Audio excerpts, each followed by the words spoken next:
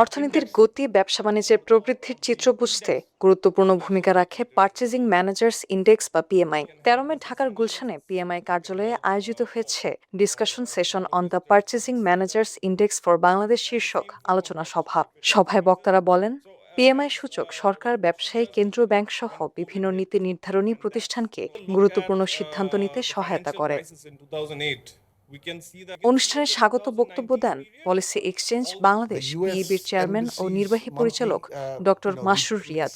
তিনি বলেন, পিএমআই দেশের অর্থনীতির গতিশীলতা সম্পর্কে নিয়মিত তথ্য দেয়, তাই এটি সরকার ও বেসরকারি খাতকে ভবিষ্যৎ পরিকল্পনা নির্ধারণে সহায়তা করছে।